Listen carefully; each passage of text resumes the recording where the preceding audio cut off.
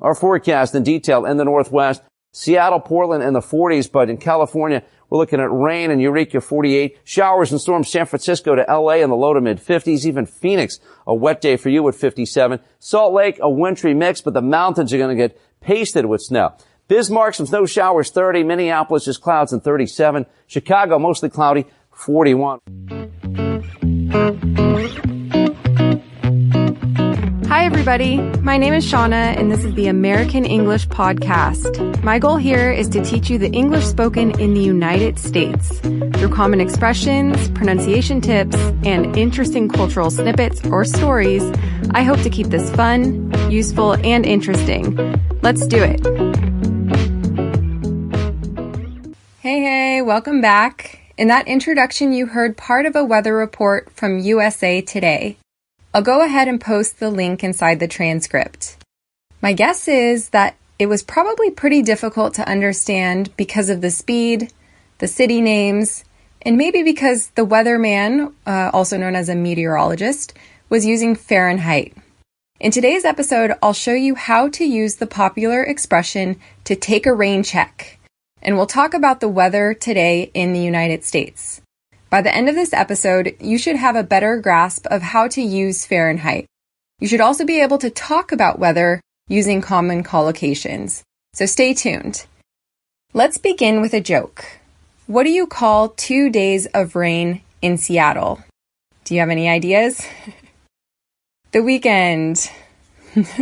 That's pretty mean, but not really, I guess. That's sort of the reality up in the Northwest. According to weather.com, Seattle gets 152 days of rain per year. Portland, Oregon, which is pretty close by, is about the same.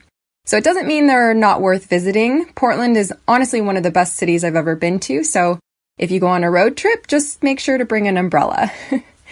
On to the expression of the day, take a rain check. Let's go through each individual word first. Take means to reach for and hold, or remove from a place. A is an indefinite article used for singular objects. For example, I have a book, means one book. Rain is moisture condensed from the atmosphere that falls visibly in separate drops. A check is a piece of paper with an amount written on it to pay others or to deposit into an account. So what is the definition of to take a rain check? Well, it's used when we want to postpone an invitation for a later date, usually an unspecified time in the future. So say, for example, you want to meet up with a friend, they offer to go out to lunch, and you say, can I take a rain check? In other words, can we do this sometime in the future? I don't have time right now, but I really would love to do that. Where does this expression come from? The first use of the expression take a rain check goes back to the 1800s. If it rained before the start of a professional baseball game, the game would be called off. Called off means canceled. All of the spectators who bought tickets would be given a rain check, which was essentially a new ticket or voucher for a game in the future. So instead of getting angry for the game being called off, they could use their rain check to return on a day it wasn't raining. Nowadays, we simply use it to imply that we would like to do an offered activity, but at a later time. Let's hear some examples to make better sense of the meaning. Example number 1. Yesterday, I went to a baby and me meetup group.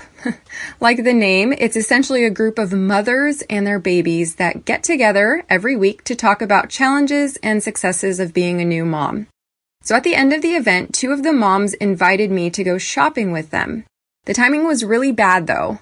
My dad was working at my house, and so I needed to go back.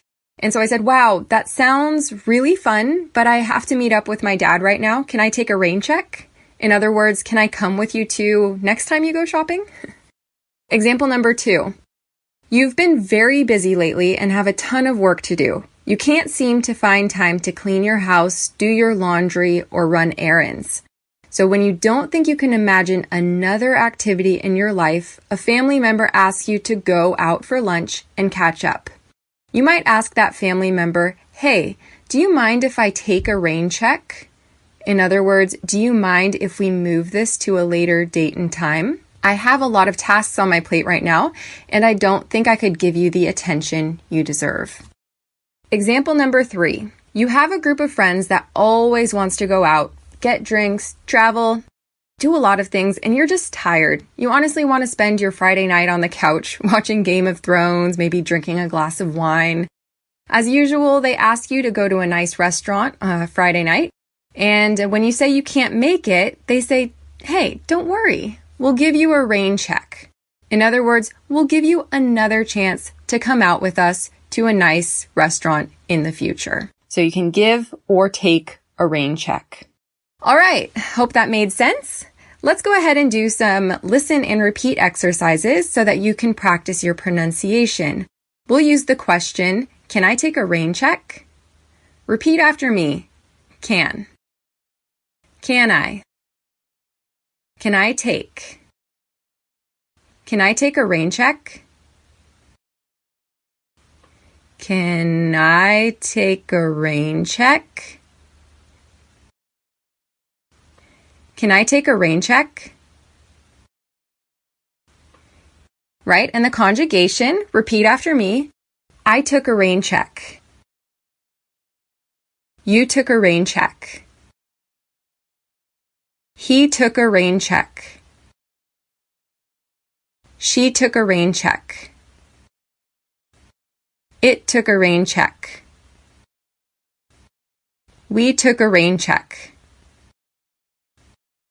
They took a rain check. So as I mentioned in the beginning, in today's episode for the fun fact, we're going to learn how to use Fahrenheit and talk about weather in the United States. So let's go back in time to hear how Fahrenheit came to the U.S. In 1714, a German man, Daniel Fahrenheit, found thermometers fascinating. A thermometer is a device with which we measure temperature. Fahrenheit experimented. He was the first to make a reliable thermometer with mercury, unlike his predecessors who used alcohol and water. His efforts paid off when he managed to make 2 thermometers have the same reading. Such accuracy had never existed in temperature readings before. When he introduced his thermometers to Britain, they welcomed the discovery and his scale with open arms. As time passed, a scientist from Sweden, Anders Celsius, suggested altering Fahrenheit's scale by making measurements more user-friendly. Instead of 32 for the temperature at which water freezes, he suggested 0. Instead of 212 for the boiling temperature of water, he suggested 100. And from there, he found that body temperature would be 37 instead of 98.6. Seems logical, right? So a lot of countries bought into it, but Britain didn't. As Britain continued to colonize new countries in the 18th and 19th centuries, they brought thermometers and the use of Fahrenheit with them. Today, there are just a handful of nations that exclusively, including the Bahamas, Liberia, the Cayman Islands, and the United States, just to name a few of them. So when you come to the United States, you will use Fahrenheit. Is there an easy way to understand it? Well, I think so, but you can determine that on your own. So on the government website on NIST, there's a really nice poem to help Americans understand Celsius. 30 degrees Celsius is hot, 20 degrees Celsius is nice, 10 degrees Celsius is cold, 0 degrees Celsius is ice. These reference points can make temperature conversion much easier than trying to calculate, right? Timesing the amount by 1.8 and adding 32. So let's go ahead and translate that poem into Fahrenheit using the equivalent of 30, 20, 10, and 0. 86 is hot, 68 is nice, 50 is cold, 32 is ice. Let me repeat that. 86 is hot, 68 is nice, 50 is cold, 32 is ice. So 30 degrees Celsius is 86, 20 is 68, 10 degrees Celsius is 50, and 0 degrees Celsius is 32 degrees Fahrenheit. So obviously, if you live in a country where the temperatures are higher or much lower, you might want to add a few more lines to this poem. But I think for most people, this is kind of a good range to understand, temperature and what falls in between. So let's go ahead and apply the poem in some readings of the weather today in different areas of the United States. As a side note, it's the end of June as I record this, so the very beginning of summer. So today in Portland, Maine, it's going to be in the low 60s all morning with a chance of showers, in other words, with a chance of rain. Looks like they'll have a cloudy afternoon, reaching a high of 69. Okay, so remember our reference point, 68. 68 is nice. So in the low 60s with a high of 69, well, that means it'll probably be a little bit colder than nice, so might be smart to bring a sweater, right? Next one, let's see, Honolulu, Hawaii. So it looks like there'll be nice weather today in Honolulu, Hawaii. It's a clear day. There's no clouds in sight. They'll have a high of 84 and a low of 77. So a high of and a low of 77. So what was our reference point for hot? Remember 86? 86 was 30. So, it'll be between hot and nice all day long. Very nice. Of course, humidity plays a huge role in how hot an actual location is. But in any case, this is just a general reference point. So let's move on to New York. It's currently drizzling or sprinkling. This is when it rains lightly in New York. It'll get up into the upper 60s, or it'll get into the upper 60s this afternoon, and it will drop down into the lower 50s tonight. So it'll get up into, or it'll get into the upper 60s, and it will drop down into the lower 50s. Do you remember what 50 was? Right? 50 was 10 degrees Celsius. Pretty cold. So at nighttime, you'll definitely need a jacket, not unless you're warm-blooded, of course. Okay, and right now I am in Woodland, California. It's 77 degrees Fahrenheit, and that's about 25 degrees Celsius, right? So pretty nice. So note that order, degrees Fahrenheit, degrees Celsius. Never change the order. Never Fahrenheit degrees, never Celsius degrees, always degrees first. So seems fairly straightforward, right? So let's talk about extremely high and extremely low temperatures. So I'll have to focus on historic information just because today it's pretty nice and all over the map. So historically speaking, the hottest place in the United States is Death Valley, which is in Southern California and has had the hottest recorded temperatures in the United States. So since 2000, Death Valley has reached 53.9 degrees Celsius multiple times, and that is equivalent to 129 degrees Fahrenheit. So what's that feel like? Well, I don't know the humidity. I'm sure if you visit there, you'll sweat like a pig. So which city is the coldest and has the most snowfall? According to USA Today, in 2015, the coldest city in the United States was Fairbanks, Alaska. The average monthly low temperature was negative 16.9, and the average monthly high was 52.3, right? And this is in Fahrenheit. So the average annual snowfall is 66.1 inches. North Dakota, Minnesota, Michigan, and states in the Midwest aren't far behind Alaska. So which state is the rainiest? Well, I made a joke in the beginning about Seattle, which is a city in Washington. And well, in the lower 48 states, the highest amount of rain is actually in Washington near Forks. And you probably know this very dark, mysterious town because it's where the movie Twilight took place. Twilight.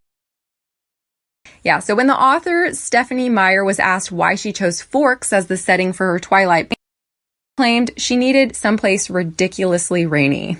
So when it's not rainy, it's misty, foggy, and drizzly there. So the most rainfall offshore is on the island of Kauai. Chicago is known as the Windy City, but is it the windiest in the U.S.? Nope. According to USA Today, it's not even in the top 10. Actually, it's Jackson, Mississippi, and followed by Springfield, Montana, and Boston, Massachusetts. Which state is the most humid? Well, what is humidity? Humidity is atmospheric moisture, right? It's that water vapor in the air, right? When you go on vacation and pack a bunch of very nice clothes and think you're going to look good the whole time, but when you step out of the car, within a second, your hair looks like you have an afro and you look like a hot mess. Yeah, that's humidity. And there are a lot of very humid states in the South, so kind of near the Gulf of Mexico. And New Orleans, according to currentresults.com, is the most humid, followed by Florida and some of the other states down there. In this episode, you heard a lot of collocations talking about weather. So get up into the 90s, drop down into the 30s, reaching a high of 90, having a low of 30. When talking about stocks or prices of products, we can use this sort of terminology as well, right? So, last week that MacBook was $1,000. This week it's dropped down into the $900 range, etc. Yeah. So anyway, of course, in this episode, I didn't get to talk about hurricanes, tornadoes, and all sorts of natural disasters that happen in the United States, but I'll make sure to save those for future episodes. So I hope this was helpful and looking forward to talking to you next time. Bye.